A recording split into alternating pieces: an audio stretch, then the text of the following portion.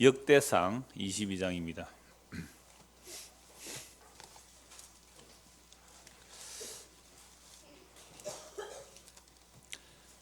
역대상 22장 1절에서 27장 34절까지 엄청난 양인데요. 우리가 열왕기 상하 또 사무엘 상하로 봤기 때문에 역대상은 그 핵심 내용만 짚고 넘어가기 위해서 좀 이렇게 진도가 좀 빨리 나가기도 합니다.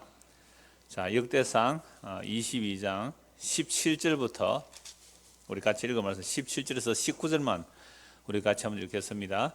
다윗이 또 이스라엘 모든 방백에게 명령하여 그의 아들 솔로몬을 도우라 하여 이르되 너희 하나님 여호와께서 너희와 함께 계시지 아니하시느냐? 사면으로 너희에게 평온함을 주지 아니하시느냐? 이 땅 주민을 내 손에 넘기사 이 땅으로 여호와와 그의 백성 앞에 복종하게 하셨나니 이제 너희는 마음과 뜻을 바쳐서 너희 하나님 여호와를 구하라. 그리고 일어나서 여호와 하나님의 성전을 건축하고 여호와의 언약궤와 하나님의 성전의 기물을 가져다가 여호와의 이름을 위하여 건축한 성전에 드리게 하라 하였더라. 아멘. 여러분, 지난주에 본 말씀은 다윗이 인구조사를 하다가 이건 사탄의 충동을 받은 거죠. 다윗 마음에 이제 노년이잖아요. 적들을 다 정복했습니다. 사실은 이 다윗이 이렇게 넓은 땅을 정복할 수 있었던 것은 하나님께서 아브라함에게 약속하신 내용의 성취입니다. 다윗이 잘나서 그 땅을 차지한 게 아니에요.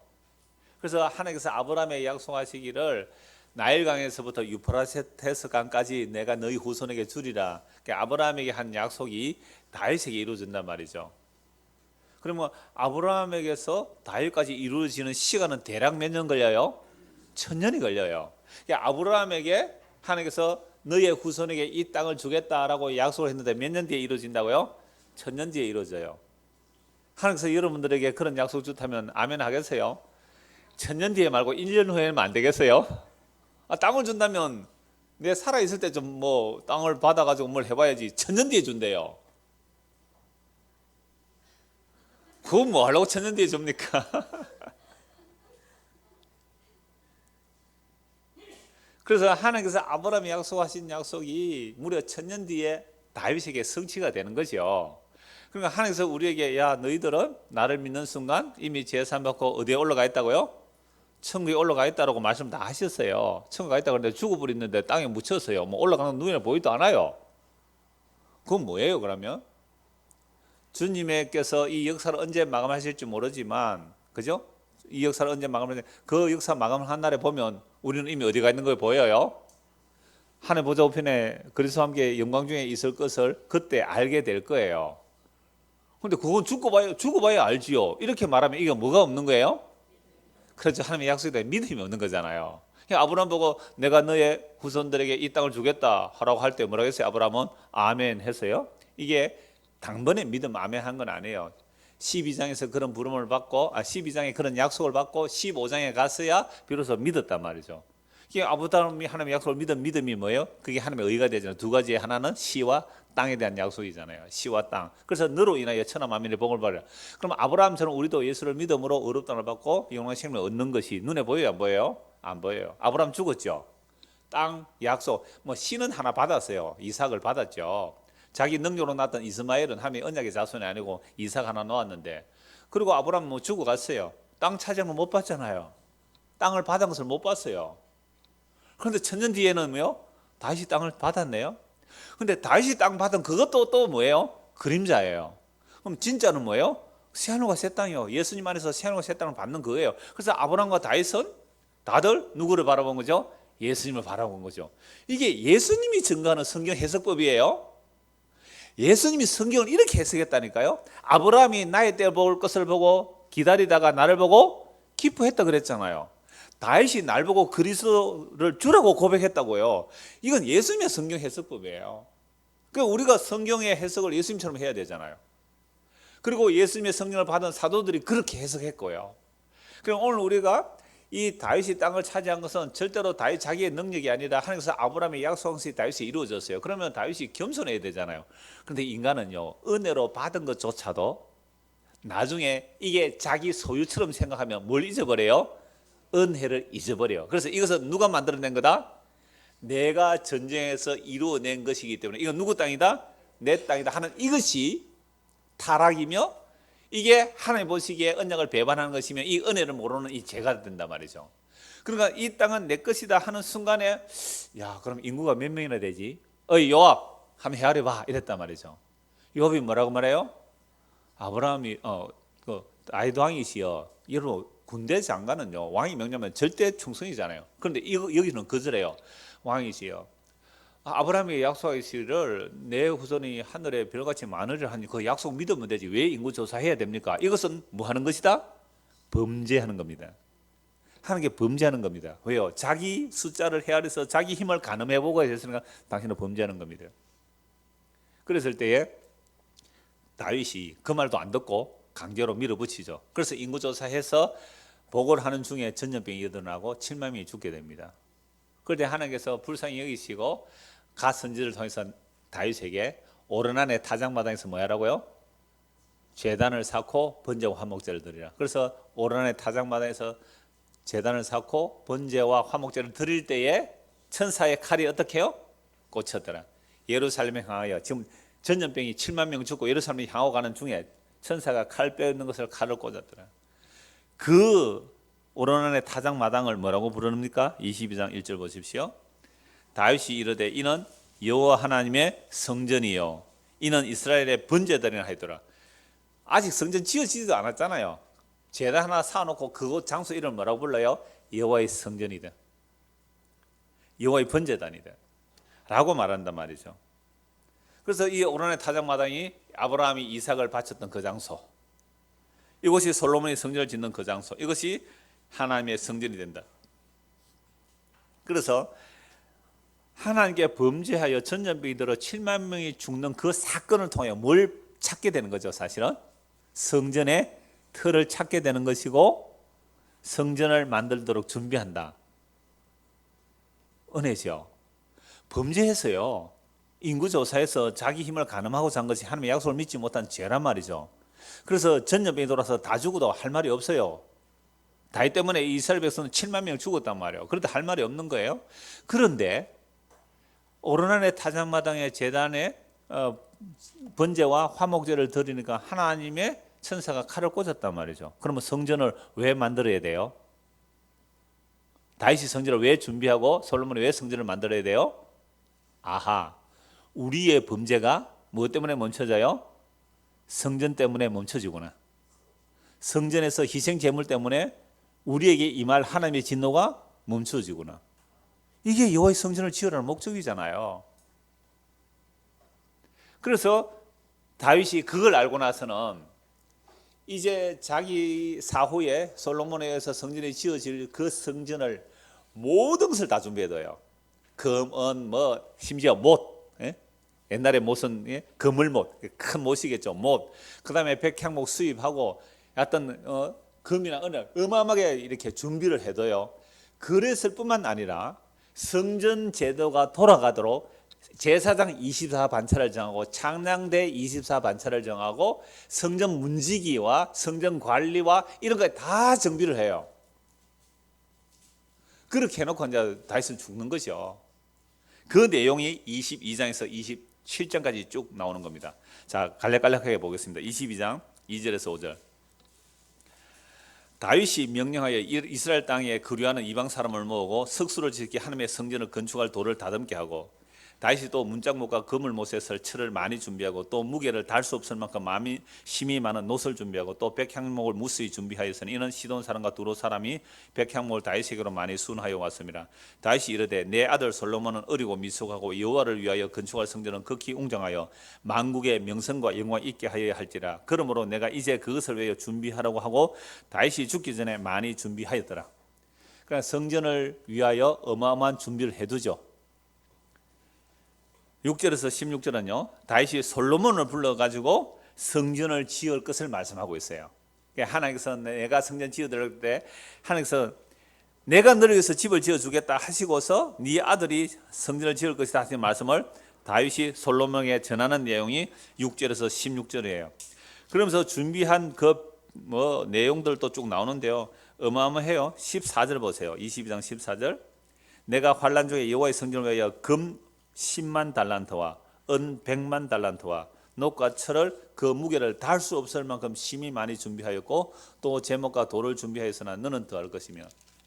솔로몬이 성전을 건축할 때에 다윗이 준비한 금만 몇 달란트라고 했어요? 10만 달란트. 그래서 성전 안에는 뭐로 붙여요? 금으로 다 벽을 바를 수 있는 거예요. 그래서 이걸 현대적인 단위로 돈을 환산했더니 몇 조가 들더래요. 금 10만 달란트가 한 달란트가 어마어마한 뭐 45kg 뭐 단위가 좀 달라요. 고대 단위가 여러 단위가 다르니까 금 한 달란트 한 50kg예요. 그럼 10만 달란트가 몇 킬로예요, 금이? 상상이 안 되죠. 하여튼 그 어마어마한 물품을 다윗이 준비를 했습니다. 왜 했다고요? 뭐 하려고? 성전 만들려고. 그럼 왜 성전이 있어야 된다고요? 속죄가 돼야 되기 때문에. 성전이 없으면 속죄를 못 받으면 우리는 당장 죽는 거예요. 그래서 다윗이 그 인구조사하다가 오르난의 타작마당을 찾았고 그곳에서 성전을 지으라는 제단을 쌓으라는 것을 통하여 그곳에 성전틀을 사고 갑주고 사고 성전 지을 준비를 해놓은 이유는 성전이 없으면 우리는 다 죽는다.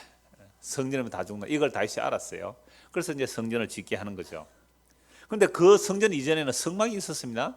성막은 이동하는 하나님의 언약궤를 담은 이동하는 도구죠. 이동하는 곳이 성막이었어요. 그래서 성막은 이스라엘 백성을 따라다니고 이스라엘 백성 앞서서 인도하시는 성막이에요. 그런데 이제는 하나님께서 아브라함과 다윗에게 하신 약속, 그래서 다윗에게 고정된 언약을 주시죠. 이제는 네 왕위가 끊어지지 아니하리라는 그 약속처럼 성전도 이제는 옮겨가지 않아요. 사사시대처럼 이곳저곳 옮겨가지 않아요. 광야시에 옮겨가지 않고 누구에게 고정돼요?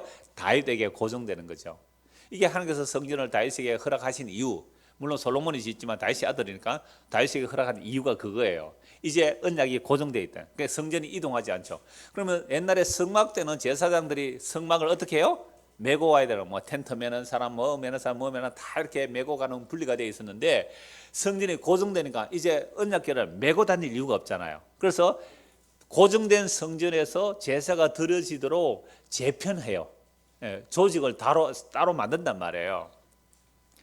우리도 지금 그 사람이 좀 많기도 하고 내년에 그 구역을 좀 조직을 하려고 해요. 제가 구역장님들에게 피드백을 좀 해오게 했습니다. 구역 모임을 어떻게 하면 좋겠느냐. 지금 지역으로 나누고 있으니까 뭐 5년 6년 가도 저 사람이 저 사람 남편이에요. 그건 몰라요. 모른대요. 물론 몰라도 상관없지만 그러니까 누가 누군지 모른대요. 그래서 몇 분은 구역을 아예 돌아가면서 그냥 합시다. 뭐 지역 상관없이 이렇게 말하니까, 또 어떤 분들은 뭐 내가 나이도 많고 차도 좀 타기 힘드는데 그냥 우리는 요 가까운 데 구해줬으면 좋겠습니다. 이렇게 얘기를 해요. 그러니까 이번에 구역 모임을 할 때에 여러분들의 의견을 구역장들에게 좀 이렇게 말씀해 주시면 구역장들 모여서 이제 연말에 그걸 좀 조직을 하려고 해요. 그러니까 저는 24반차를 나누면 좋겠어요. 왜? 성경에 있잖아요. 24반차. 24반차를 나누면 1년에 한 2번만 봉사하면 되더라고요. 근데 숫자가 그만하면 부족하니까 한 12반차를 나누면 좋겠어요. 12반차 12구역이죠. 그러면 3개월에 한 번이에요. 딱 맞더라고. 이 말씀 보다 보니까.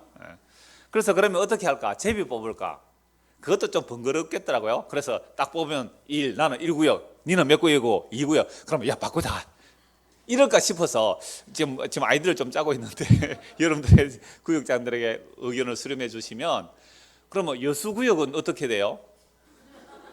뭐 어찌합니까? 창원에서 여수까지 1년에 한 번이거든요. 1년에 구역 예배가 8번이니까 1년에 한 번이에요.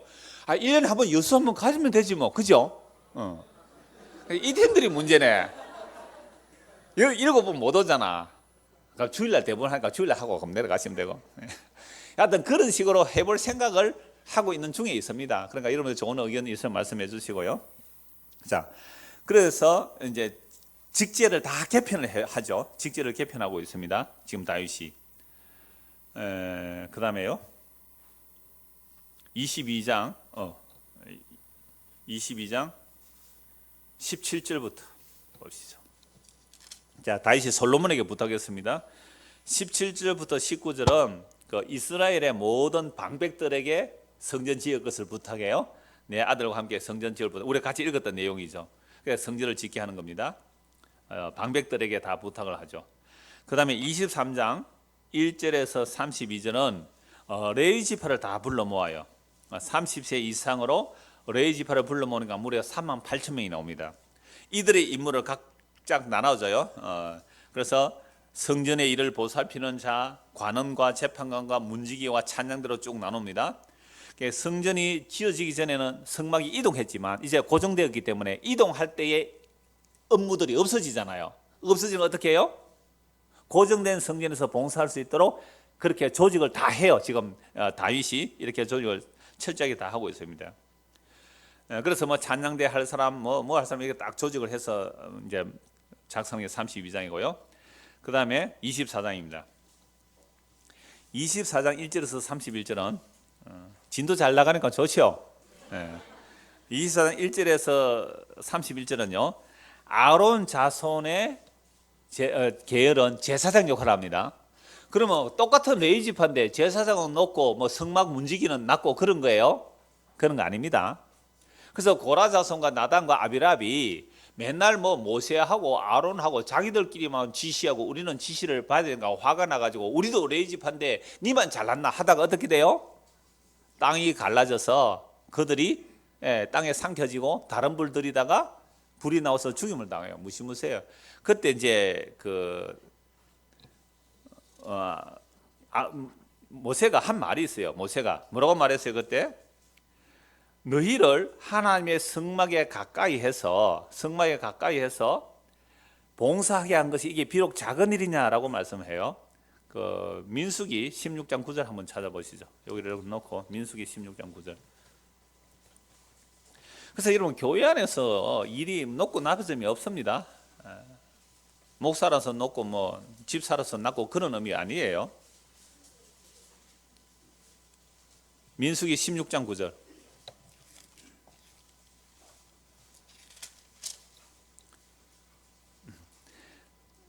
18절에 모세가 또 고라에게 이르되 너희 레위 자손들아 들으라. 이스라엘의 하나님이 이스라엘 회중에서 너희를 구별하여 자기에게 가까이 하게 하사 여호와의 성막에서 봉사하게 하시며 회중 앞에 서서 그들을 대신하여 섬기게 하심이 너희에게 작은 일이겠느냐. 얼마나 큰 영광스러운 이 말이죠. 그런데 아니 아론 계열은 제사장만 하고 우리는 맨날 성전에 뭐 텐트나 짊어지고 가니까 화가 나서 이렇게 말한 거예요. 그러니까 아니다, 그런 거 아니다. 너희를 택하여 성막에 봉사하게 한 이 되게 작은 일이냐 이거죠. 자, 이런 개념이 이제 제가 쭉 진행하면서 그런 말씀을 계속 볼 거예요. 그래서 24장은 역대상 24장은 찬양대를 조직하는 제사장 조직하는데 몇 반차예요? 24반차를 따라 찬양대를 그 제사장을 쭉 조직을 해요. 그래서 7절에 보면 첫째로 제비에 뽑힌 자는 여호야립이요 둘째는 여다요 셋째는 하렘이요 해서 18절 23째는 들라야요 24째는 마시아라. 이와 같이 직무에 따라 여호와의 성전에 들어가서 그의 아버지 아론을 도와서니 아론의 아들들이 말이죠. 이는 이스라엘 하나님 여호와께서 명령하신 규례더라. 그런데 요 24반차를 정할 때는 어떻게 정했어요? 5절 보세요. 이에 제비 뽑아 뭐요? 피차에 차등이 없이 나누었으니. 그러니까 큰아들이라고 먼저 둘째 아들 작은 이런 거 없어요. 그러니까 하나님의 성막 봉사의 레위 지파 제사장 24명이 대표가 돼서 24반차로 돌아가는데 어떻게 했다고요? 제비 뽑아서. 제비 뽑아서. 그러니까 특정하게 정해주는 것이 아니라 제사장은 다 똑같은 제사장이다 이 말이에요. 1등 제사장, 2등 제사장 그런 거 아니란 말이죠. 제비 뽑아서 나눠요. 그래서 연말 돼서 구역장 뽑을 때 제비 한번 뽑을까? 그 다음에 우리가 다 제비, 그것도 재밌을 것 같아요. 그런데 신약 시대에는 사실은 뭐 제비 뽑아서 하는 것은 성령 임하고는 제비 뽑는 말이 없어요. 성경에서는. 왜요? 성령 인도를 따라 이렇게 하면 되니까. 근데 내 딴에는 성령 인도를 따라 이렇게 구분했는데 여러분들이 또 불만을 가지더라고요. 와, 나를 이 구에 넣어줬느냐고. 그럼 누가 잘못된 거예요? 그러니까 구약 시대는 제비 뽑아 지파를 그 순서를 정하는 것이 하나님의 뜻으로 받아들였어요. 그리고 또 전도서에 자문서에 나옵니다. 제비 뽑기는 무엇의 최종 확정이라고요? 다툼의 최종 확정이 돼요. 더 이상 다툴 일이 없네요. 제비 뽑아서 하는 거니까. 그래서 우리 합동측 총회장 뽑을 때 뭐 한다고요? 총회 임원 뽑는데 제비를 뽑았어요. 왜 이렇게 되었다고요? 타락해서 그렇다니까요.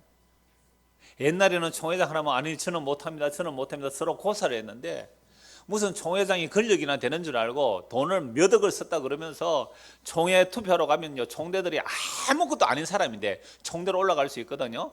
우리 경상도에서 총대도 4명이 올라가요. 장로 4명, 목사 4명 이렇게 올라가는데 노회장은 자동 총대가 되고, 그래서 총대로 올라가면요, 뭐 미미한 사람인데도 막 몇십만 원 받아온대요. 몇십만 원. 그게 양심선언을 하잖아요, 목사들이. 그래서 막 언론에 나오고 했어요. 이건요, 세상의 정치야 뭐 수단 방법을 안 가리고 그렇게 하지만 어떻게 총회장 뽑는데 돈 봉투가 돌아요. 그래서 이걸 없애기 위해서 뭘 했다고요? 제비뽑기. 그러니까 돈 쓸 이유가 없잖아요.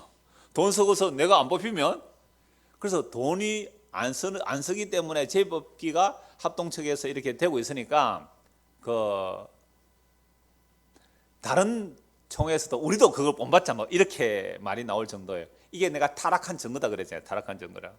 그러니까 합동총회가 타락했습니까? 이렇게 저보고 이제 질문하던데, 예, 제가 합동총 목사로 대단히 죄송스럽게 생각합니다. 타락은 맞지요.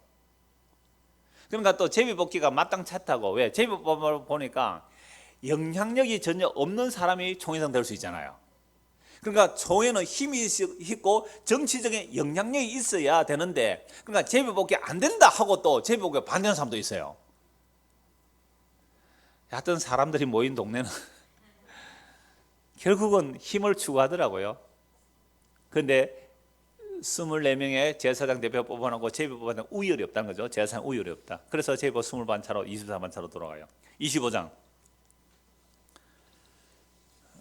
20장 1절에서 31절은 또 무슨 반차가 돌아가요? 찬양대가 몇 반차로? 예, 24반차로 돌아가는데 1절에 한번 보세요. 다윗이 군대 지휘관들과 더불어, 찬양대도 마치 군대 조직처럼 지휘관들이 있어요. 그래서 전쟁터 날 때 찬양대가 막 나가고 그러잖아요. 아삽과 헤만과 여두둔의 자손 중에서, 그러니까 레위 지파 중에서 아삽, 헤만, 여두둔의 자손 중에서 구별해서 악기를 다루는 자와 찬양하는 자를 모아서 몇 반차로 만들어요? 24반차를 만듭니다. 그런데요, 이 아삽과 헤만과 여두둔이 그냥 노래 잘하고 뭐 악기 잘 다루는 사람이 아니에요. 25장 1절을 한번 보세요. 다윗이 군대 지휘관들과 더불어 아삽과 헤만과 여두둔의 자손 중에 구별하여 섬기게 하되 수군과 비판과 재금을 잡아. 무슨 노래요? 각주가 나와 있죠. 신령한 노래 1 밑에 뭐로 되어 있어요? 예언을 뜻함. 그러면 아삽과 헤만과 여두둔이 어떤 사람이에요?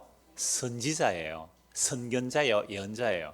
그래서 찬양대 인도하는 사람은 하나님의 선포된 말씀을 찬송할 뿐만 아니라 자기들이 직접 하나님의 계시를 받은 찬송을 한 내용이에요. 그래서 시편에 아삽의 시가 나왔단 말이에요. 고란의 자설의 시가 나와요. 그러나 시는 단지 노래 잘하는 사람이 작사 작곡한 게 아닙니다.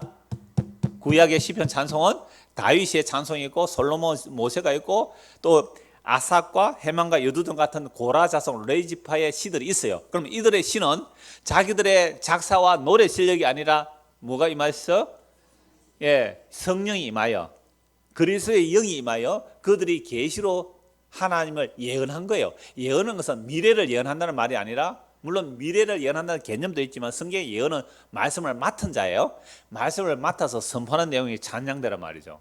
그러니까 시편에 있는 찬송들도 누구의 말씀이에요? 여호와의 말씀이에요. 단지 성악가 모시고 뭐 지휘 전공한 사람 모셔서 찬양대 인도하는 게 아니라 진짜 은혜를 아는 사람이 지휘를 해야 되고 찬송을 해야 되는 거죠.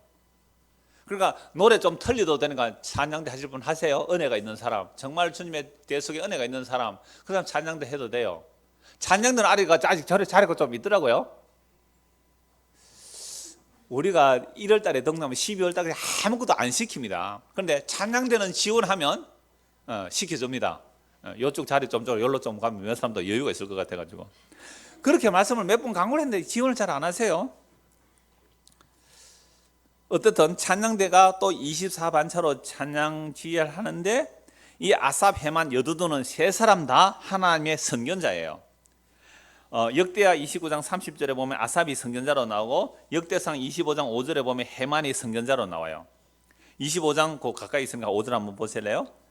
자, 이는 다 헤만의 아들들이니 나팔을 부는 자들이며 헤만은 하나님의 말씀을 가진 왕이 뭐예요? 선견자라. 선지자를 옛날에 선견자라 그랬거든요. 예언자라.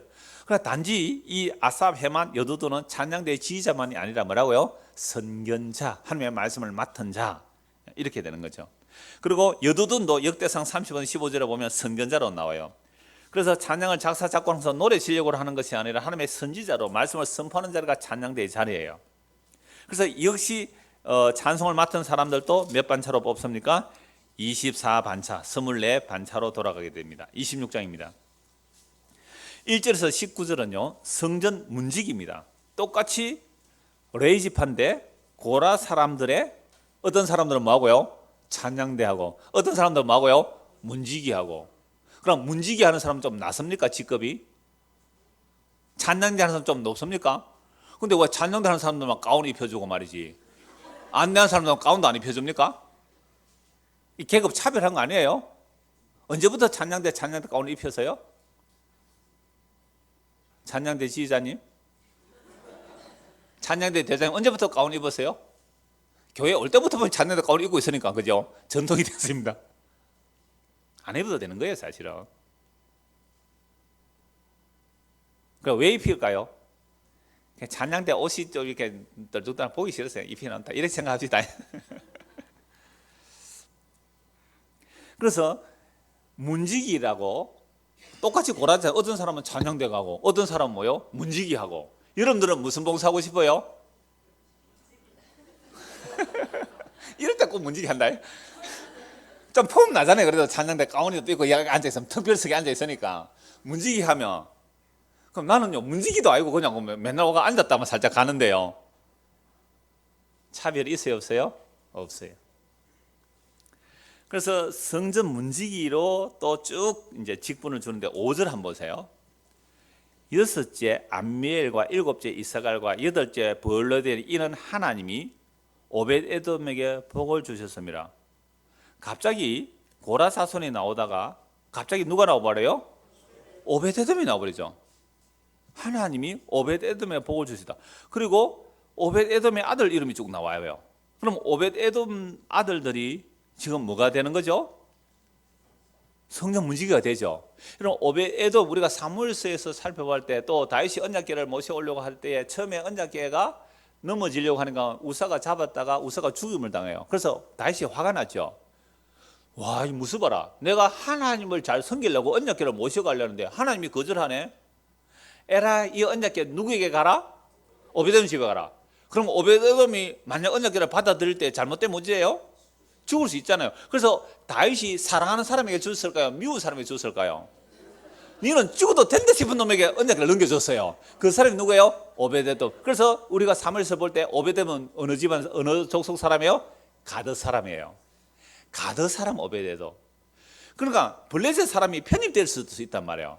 이스라엘 정통인이 아니에요. 가드 사람이라고 했어요. 물론 가드 지역에 살고, 이스라엘 백성인데 가드 지역에 살고 있다고 해서 가드 사람이라고 할 수 있는 가능성도 있긴 하지만, 그러나 대부분의 성경학자들은 이 오벳에돔은 정통 유대인으로 안 봐요. 그래서 다윗이 죽으면 죽든지 하고 오벳에돔 집에 탁 줬는데 오벳에돔이 언약궤를 받아들인데 몇 달 만에 막 복을 받아요? 석 달 만에 막 복을 받다는 소문 들으니까 다윗이 또 신경이 나가지고 어떻게 해요? 내가 모셔와야지 하고는 이제 제사장 복장으로 이제 두 번째 모셔오잖아요. 다윗이 이런 인간입니다, 다윗이. 그래서 이 성전 문지기가 절코 우열이 아니에요. 그래서 오벳에돔이 어느 지파에 소속되어 버려요? 레위 지파예요. 전에 말씀드린 사사시대에 그 기본 족속이 항복하고 나왔을 때, 그죠? 너희는 속이고 왔으니까 너희는 성전에 뭐 하라?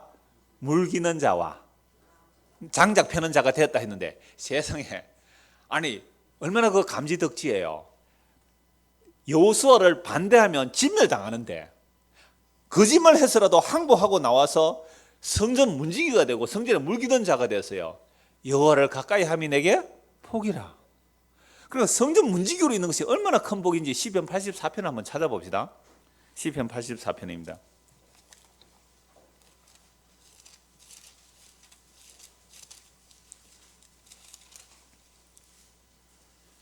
시편 84편 표제어 한번 보세요. 표제어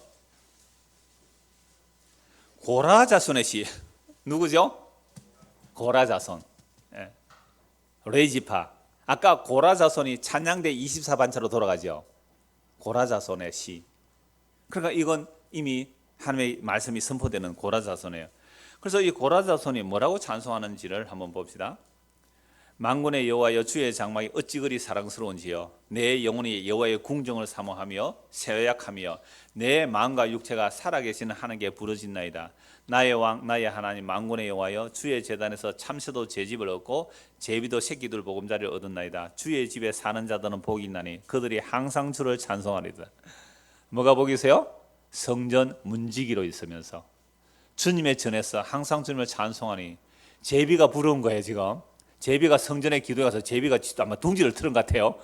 제비가 이 성전 가까이서 둥지를 틀으니까 주를 찬송하다. 주께 힘을 얻고 그 마음에 시온의 대로가 있는 자는 복이 있나이다. 그들이 눈물 골짜기로 지나갈 때 그곳에 많은 샘이 있을 것이며 이른 비가 복을 채워주나이다. 그들은 힘을 얻고 더 나아가 시온에서 하나님 앞에 각기 나타나리다. 성전을 향한 노래, 성전에서 근무하는 이 문지기들의 노래들란 말이죠. 만군 하나님 여호와여 내 기도를 들으소서. 야곱의 하나님여 귀를 기울이소서. 우리 방패이신 하나님여 주께서 기름 부으신 자의 얼굴을 살펴보옵소서. 10절 같이 읽읍시다. 주의 궁정에서 한 날이 다른 곳에서의 첫날보다 나은즉 악인의 장막에 사는 것보다 내 하나님의 성전 문지기로 있는 것이 좋사오니. 악인의 장막에서 첫날을 누리는 것보다 내 하나님 집에서 문지기로 하루 사는 게 더 좋겠습니다. 이 세상에서 1000년 동안 왕으로 사는 것보다 호요식 사는 것보다 내 하나님 집에서 뭐로 사는 게 좋겠다고? 문지기로 사는 게 좋겠다. 여러분 김구가 통일되면 나는 남북이 분단되어서 이렇게 해방되는 걸 원치 않고 남북이 함께 통일되기를 원했죠. 그런데 이걸 사실은 미군정이 와서 싫어했어요. 그러니까 남과 물론 북한에서 이미 소설이 들어와서 김일성을 통하여 이미 그 정권이 마련돼 있었고, 그러니까 김구가 좀 뒤늦게 김일성 만나러 갔어요. 그런데 이미 북한에서는 소련 체제 하에 조직이 다 돼 있었어요. 통일을 해서 나라 정부가 안 세워졌습니다. 그때 김구가 한 유명한 말이 있어요. 나는 통일된 해방된 대한민국에 뭐로 있으면 좋겠다고요? 그때 말한 말이 문지기예요. 나는 대통령 되기를 원하지 않고 통일된 대한민국에 나는 그저 문지기로 있으면 그것으로 나는 족하겠습니다라는 표현을 했어요. 그게 정확하게 문지기인지 아니면 제가 기억하고 있는 말은 그래요. 그래요? 역시 김구에 대한 관심이 별로 없고 우리는 오직 다윗의 성전에 대한 관심만 있었어. 다윗이 김구가 그런 표현했단 말이에요. 지금 이 고라 자손이 악인의 궁정에서 첫날을 영광스럽게 서는 것보다 나는 여호와의 집에 문지기로 벗어서는 그것이 나는 더 좋습니다. 이런 마음이 있나요? 정말 이런 마음이 있나요? 근데 마치고 가면 불도 안 꺼놓고 가고 막 문도 제대로 안 닫고 가고 뭐 하게 이거는 뭐는 아니에요? 성전이 아니니까 우리는 성전이 아니니까 목사님 네가 알아서 하소 하고 나가버리지. 예, 뭐 제가 문지기로 있는 것이 좋사오니. 보세요. 이게 26장은 성전 문지기예요. 그 다음에 26장 20절부터 28절까지는요. 성전의 창고를 맡은 레위인들이요. 성전의 창고는 성전의 재물 보관할 뿐 아니라 전리품 중에 구별해 드린 것들도 보관하는 그런 곳에 성전 곳간을 맡은 자들. 그 다음에 26장 29절. 자, 26장 29절부터 27장 34절까지는 성전 밖의 일들과 왕궁에 관한 관리를 하는 자들입니다. 자, 성전의 관리와 비교해 보면 왕궁 관리는 너무 짧죠. 그죠? 이런 왕궁의 일이 많겠어요? 성전의 일이 많겠어요? 양으로 보면 왕궁의 일이 많아요. 근데 왕궁의 일은 몇 줄 안 돼요. 성전의 일은요. 22장, 23장, 25장, 26장. 여러분 역대기의 기록 이유가 이렇게 나와요. 역대기는 뭐에 관심이 있어요? 성전에 관심이 있어요. 바벨론 포로 잡혀갔다가 돌아서 성전을 재건하면서 성전에 관심이 있는 거예요. 그렇게 해서 역대기는 정말 성전의 24반초 제사장, 24반차 찬양대, 레위기, 문지기 이렇게 성전이 계속 유지되도록 준비시켜 놓는 거예요. 그 다음에 27장 34절까지 보면 또 그 부대들이 나오는데요. 27장에서는 이스라엘의 12지파잖아요. 정확하게 12지파 다 나오지는 않아요. 그런데도 그 지파들을 따라 대표적인 파를 따라 몇 지파를 세워요? 12. 그러니까 성전과 예루살렘과 왕궁을 지키는 수비대 또는 그들의 필요를 보급하는 자들, 이들을 세우는데 27장 1절을 보세요.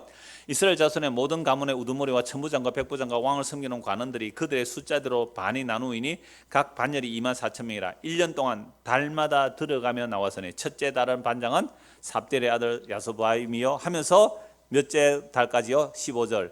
12째 달, 12째 지휘관은 온니엘 자손에 속한 너도바 사람 헬데니 그 반에 24,000명. 그러니까 24,000명씩 12반을 만들어서 왕궁을 지키면 또 뭐가 지켜지는 거죠? 성전을 지키는 일을 하는 거죠.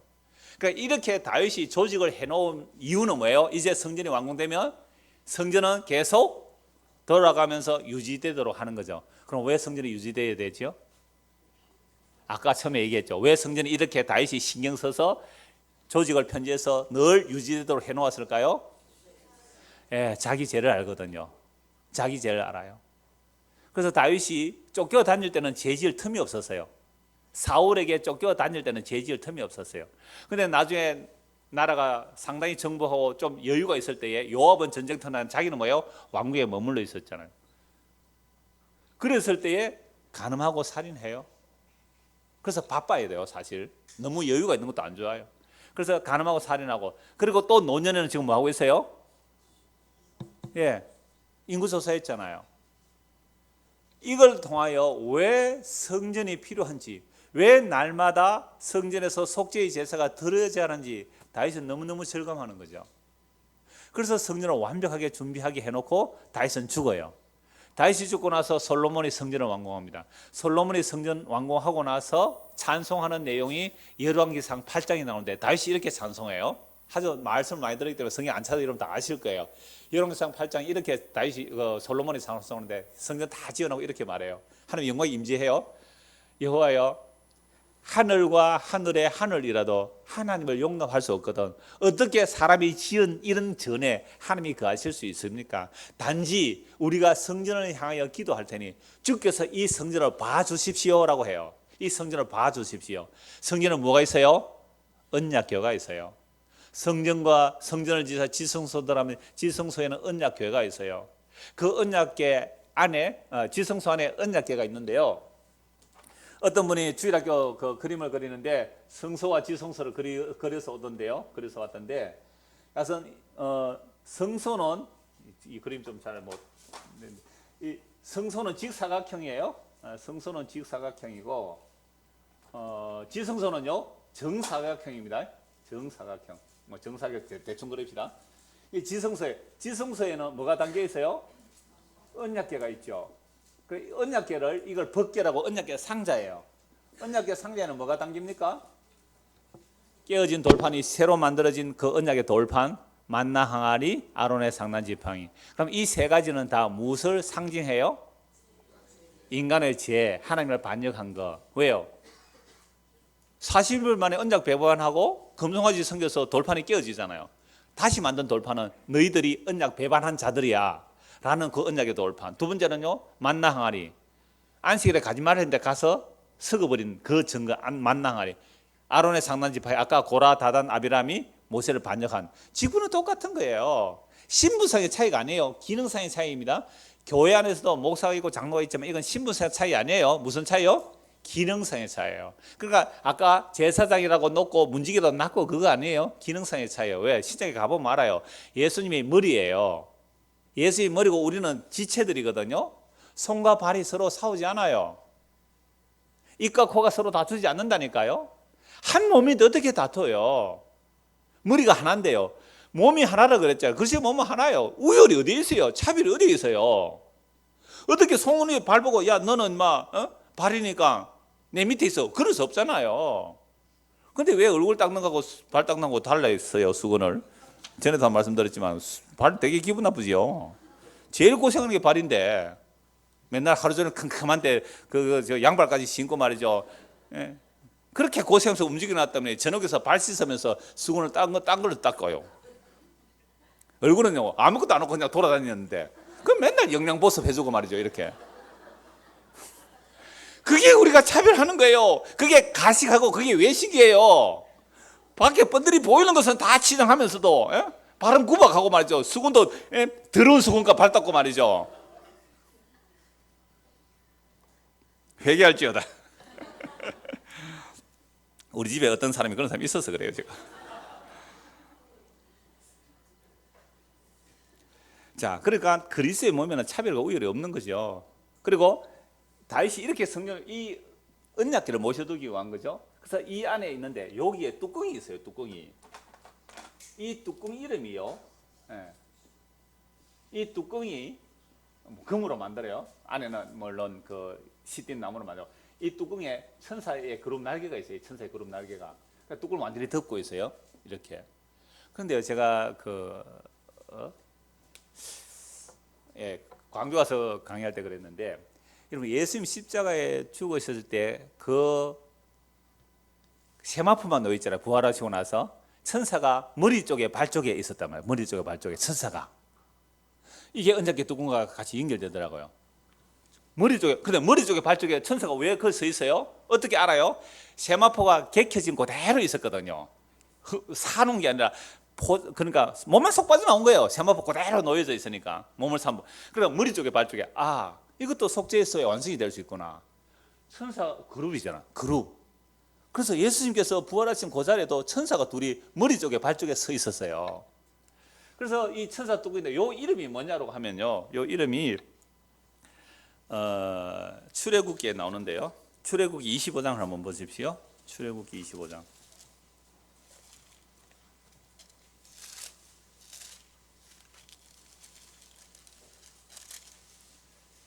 17절.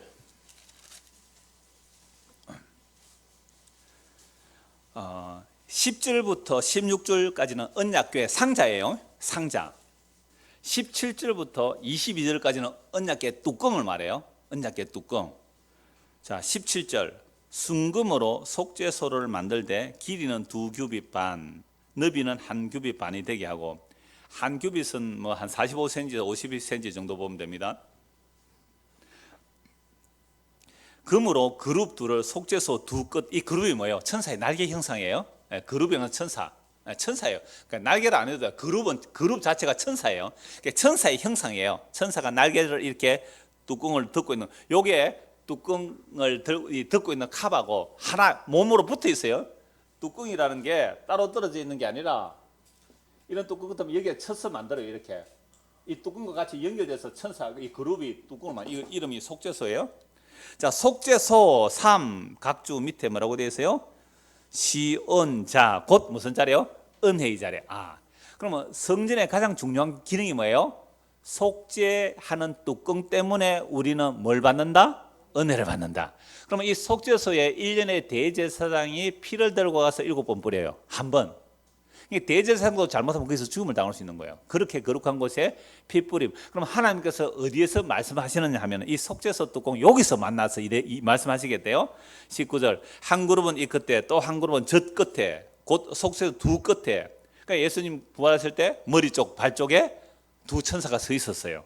속죄소 뚜껑이 팍 생각나는 거죠. 자, 두 개 속죄 한 덩이로 연결할지며 그룹들은 그 날개를 높이 펴서 그 날개로 속죄소를 덮으며, 속죄소 위에가 천사의 그룹이 다 덮고 있는 거죠. 덮으면 그 얼굴을 서로 대하여 속죄를 향해, 그 천사의 날개만이 아니라 얼굴도, 천사의 얼굴도 날개도 이렇게 형상이 되어 있죠. 속죄소를 궤 위에 얹고 내가 네게 줄 증거판을 계속에 넣어라. 거기서 내가 너와 만나고 속죄소 위, 곧 증거궤 위에 있는 두 그룹 사이에서 내가 이스라엘 자손을 위하여 네게 명령할 모든 일을 네게 이르리라. 그러니까 하나님께서 어디서 말씀하세요? 속죄소 그룹과 그 뚜껑 그 사이에서 말하겠다. 왜요? 내가 너희에게 말하면 너희는 바로 듣기 때문에 죽는다. 그래서 속죄를 받아야 너희가 내 말을 들을 수 있다 이거예요. 그래서 우리가 하나님께 나아갈 수 있고 하나님의 말씀을 듣는 것은 무엇 때문에 말씀을 들을 수 있어요? 이 속죄소 때문에 하나님의 말씀을 듣고 받을 수가 있는 거죠. 그럼 이 속죄소가 없으면 우리는 하나님의 말씀을 들으면 죽어요. 그게 심판이에요. 그럼 이 속죄소가 누구신지 이제 너무나 분명해져. 누구예요? 예수 그리스도잖아요. 그래서 우리는 예수님 안에서 하나님의 말씀을 듣고 예수님을 통해 하나님께 나아가는 것이, 예수님 없으면 하나님께 나가면 우리 다 죽어요. 그래서 성경은 예수님을 증거하고 천지를 만물을 창조하기도 하나님은 자기 아들의 영혼에서 천지를 창조하기를 약속하셨고, 그래서 예수님 십자가로 다 이루어내시는 거죠. 이게 성전을 두는, 모세가 이렇게 철두철미하게 성전을 준비한 내용이 됩니다. 자, 그런데 이런 성전이라는 것은 우리가 죄를 짓기 때문에 속죄가 필요하다는 의미도 있지만, 하나님께서 이스라엘 백성들 위해 함께 말하겠다는 장소가 어디라 그랬어요? 속죄소. 뚜껑 위에 산에 말씀하시니까 하나님께서 이스라엘 백성들에게 말씀하시는 장소도 이 성전, 속죄소가 되는 거죠. 그러면 솔로몬이 성전을 짓고 나서 하늘의 하늘과 하늘이라도 하나님을 용납하지 못하겠거든 어떻게 사람이 지은 이런 전에 계실 수 있겠습니까? 단지 우리가 하나님의 언약을 따라, 하나님의 약속의 말씀을 따라 우리가 비록 외국에 쫓겨갔을지라도 성전을 향해 기도하면 하늘에 계신 하나님께서 들으시고 우리를 이끌어 주셔서, 속죄소를 바라보며 뭘 알아야 돼요? 죄를 알고 회개하면 주께서 우리를 돌이켜 주십시오. 이것이 열왕기상 8장에서 솔로몬이 성전을 완공하고 나서 기도하는 내용이에요. 자, 그래서 다윗이 성전을 지어 놓은 이유는 내가 보니까 속죄소 없으면 나는 죽는 사람이다. 솔로몬 너도 그렇고 너희 후손들도 그렇고, 그래서 이 성전을 준비해서 완벽하게 제도를 만들어 놓고 죽었어요, 다윗이. 그런데 솔로몬 시대의 성전에 벌써 타락하기 시작해. 솔로몬 죽고 나서 이스라엘 남북으로 나눕니다. 북쪽 이스라엘 초대왕 여로보암은 이미 가짜 성전을 만들어요. 단과 베델에 가짜 성전을 만들어 놓고 금송아지 만들어 놓고 이것이 너희를 구하는 여호와 하나님의 성기라 그랬어요. 남쪽 유다는요, 얼마 안 가 곧 성전에 우상이 가득했습니다. 그래서 북이스라엘 망하고 남유다 망했어요. 바벨론 돌아서 성전 지은 게 스룹바벨 정도입니다. 스룹바벨 성전 초라했습니다. 예수님 당신의 헤롯 성전 멋있었습니다. 오늘 오전과 바로 또 연결되죠. 이 성전을 자랑할 때 예수님께서는 이 돌 위에 돌하는 남자가 다 무너뜨리지라, 자신이 죽으시고 3일 만에 살아날 것을 말씀하신 거잖아요. 그렇다면 오늘 이 시대 성전은 뭡니까? 예수 그리스도의 몸이 성전이고 그리스도의 영이 임한, 고린도서 3장 16절, 고린도서 6장 19절에 보면 성령이만 너희가 하나님의 성전이라 그랬단 말이죠. 그러면 이제 우리가 하나님을 위해서 집을 지어들어서 하나님 영광 돌리는 게 아니라 하나님이 우리를 자기 집으로 만들어내셨어요. 하나님이 우리를 자기 집으로 만들어내셨단 말이에요. 이게 이스라엘 백성들을 애굽에서 인도하여 내실 때에 어린 양의 피로 구속하여 내시고, 출애굽기 15장에 보시면 홍해바다 건너서 모세가 이렇게 찬송해요. 그래서 요한계시록 보면 모세의 노래 곧 어린 양의 노래를 해요. 모세의 노래 어린 양, 모세의 노래 어린 양의 노래. 요한계시록 왜 모세의 노래 어린 양의 노래를 해요? 뭘 건너서? 유리바다를 건너서, 홍해를 건너듯이, 요단강을 건너듯이 우리가 이 세상을 건너면 이제는 하나님 나라에는 다시는 바다가 없어요. 저주의 바다, 혼돈의 바다가 없어요. 바다가 다시 있지 않아요. 새하늘과 새 땅에서 그 바다를 건너요. 혼돈의 바다를 건너요. 제약의 바다를 건너요. 마셔도 갈급한 그 바닷물을 마시지 않아요. 생명수가 흐르는 그 새하늘과 새 땅에 바다가 없어요. 그 바다를 건너고 나서, 불같은 유리바다, 심판의 바다를 건너고 나서 그곳에서 무슨 노래를 불러요? 모세와 어린 양의 노래를 불러요. 이스라엘 백성들이 애굽에서 빠져나올 때에 어린 양의 피로 홍해바다를 건너서, 그 홍해바다 건너서 모세가 부른 노래가 뭐예요? 어린 양의 피로 구속받아 나왔는데 하나님께서 우리를 피로 값주고 사셔서 우리를 하나님의 처소 상계에서 우리를 불러내셨다고요. 그게 모세가 성막을 만드는 이유예요. 다시 성전을 만드는 이유예요.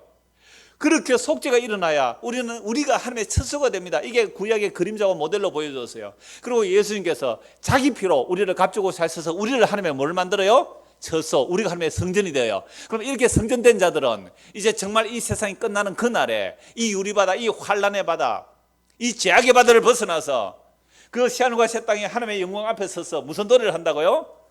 모세와 어린 양의 노래를 불러요. 6월절 어린 양의 예수 그리스도잖아요. 그래서 모세가 불렀던 그 노래, 바로 새 노래, 어린 양의 노래를 찬송하는 거예요. 보좌에 계신 이와 어린 양께, 일찍 죽음당한 어린 양께 찬송과 존귀와 영광을 능 세세토록 돌려주다. 그가 우리를 각 족속과 백성과 방언에서 그 피로 값주고 사서 우리를 자기의 처소 삼으셨어요. 그럼 구약의 성전은 뭐 하기 위해서? 하나님께서 자기 백성들과 함께 거하는 모델이요 그림자였어요. 그러면 실체는요, 예수님이 우리 안에 오셔서 사시는 거예요. 하나님 우리 안에 사시는 걸 말해요. 이게 성전과 처소의 개념입니다. 출애굽기 한 곳만 찾아보고 신약에 한 곳 찾아보고 말씀 마무리합니다. 출애굽기 15장입니다. 17절.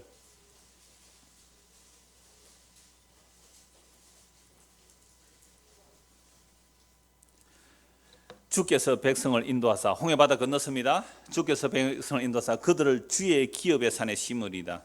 약속의 땅에 심겠다 이 말이죠. 왜 약속의 땅에 심으시는 거예요? 여호와여 이는 주의 처소 삼으시려고. 이들 보고 너희가 내가 그걸 집 지으라고 애굽에서 끄집어낸 게 아니고, 내가 너희를 애굽에서 끄집어내서 너희를 나의 처소로 삼겠다, 이렇게 애굽에서 끄집어내셨다니까요. 그래서 하나님께서 모세 다윗 보고 내가 하나님께 집 지어드릴게. 내가 집 지어달라 그랬냐? 내가 집 지어달라 그랬냐? 이렇게 말씀하셨잖아요. 하나님께서 이스라엘 애굽에서 꼬집어내서 하나님이 처소 삼으려고. 여호와여 이는 주의 처소 삼으시려고 예비하신 것이라. 주여 이것이 주의 손으로 세우신 성소로소이다. 여호와께서 영원무궁하도록 다스리시다. 우리를 어린 양의 피로 구속하시고 예수님의 십자가의 피로 구속하셔서 구원하여 내신 이유가 뭐예요? 우리를 하나님의 뭐 한다고요? 처소. 그러면 요한계시록 나왔던 황금보석 꾸민 집, 그 12문과 12기초가 뭐예요? 12문은 12지파의 이름이고 12그 기초성은 12사도의 이름들이에요. 그럼 구약에 구원받은 자들, 신약에 구원받은 자들 12, 24. 다윗이 아까 몇 반차로 제사장을 세워요? 24반차. 찬양대 24반차. 왜 세우고 계세요? 구약과 신약에 온전히 구원받은 하나님의 숫자들, 이들이 부를 노래는 한 가지예요. 아까 모세의 노래, 어린 양의 노래. 요한계시록에 나와요? 모세의 노래, 어린 양의 노래. 일찍 죽임당한 어린 양. 그분이 우리를 처소 삼으세요. 그래서 요한계시록 가면 황금보석 꾸민 집이 새 예루살렘 성으로 등장하는데, 그 새 예루살렘 성이 건물이 아니라 뭐라고요? 피로 값주고 산 여러분들이에요. 여러분들이 그리스도의 신부예요. 예수님께서 건물하고 살까요? 여러분들하고 살까요? 자기 피로 값주고 산 여러분들이 성전이에요. 근데 성전인데 세상에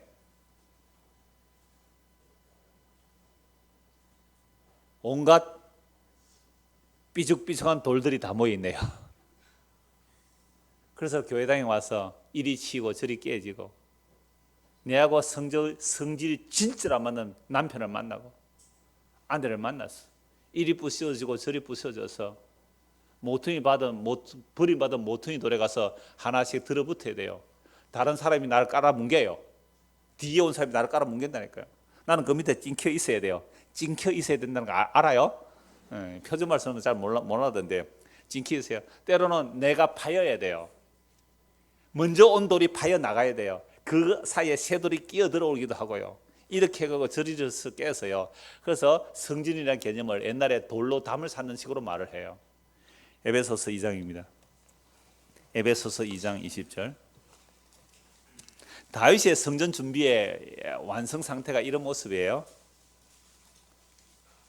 뭘 준비했을까요? 그림자로서 앞으로 올 장차 온전한 성전, 하나님의 처소를 보여주는 거예요. 에베소서 2장 20절입니다.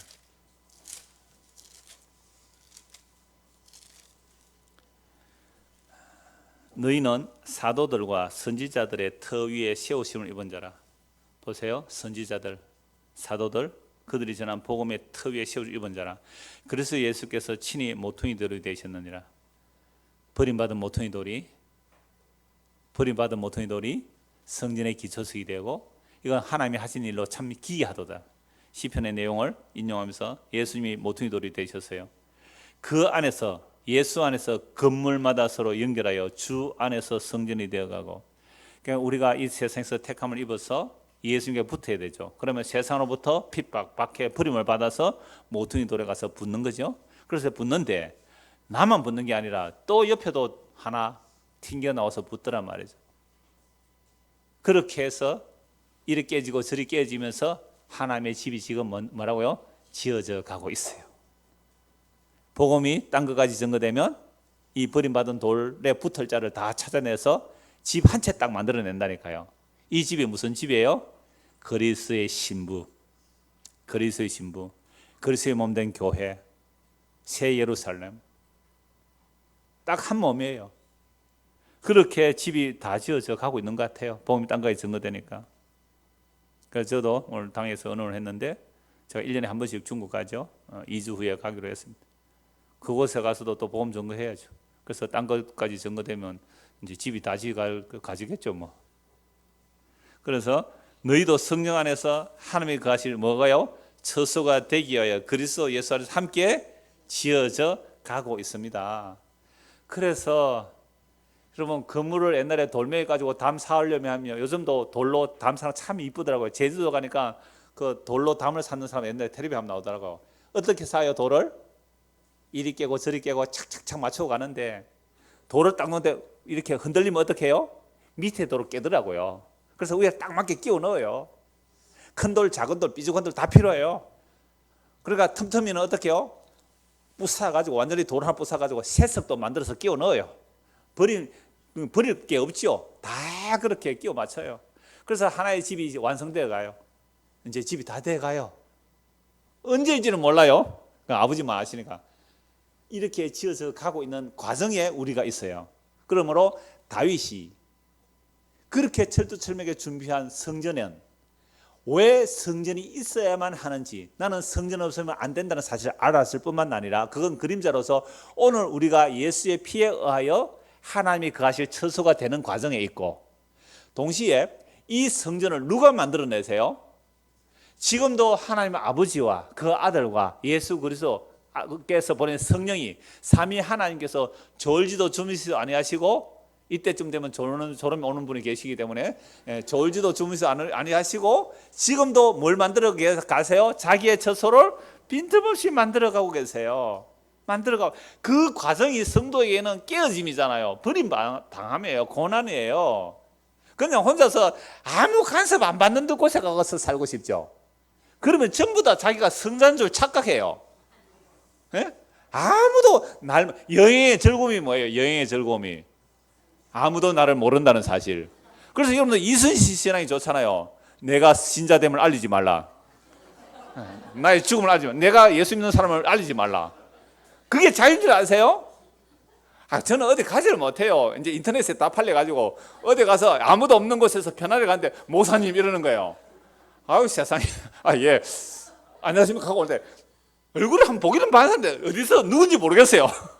예, 안녕하세요. 오늘 볼리오서 왔습니다. 그때 내가 우리 집 사람 이렇게 저 팔짱을 끼고 갔는데, 세상에 다른 여자 끼고 가서 어찌 될 뻔했겠어요.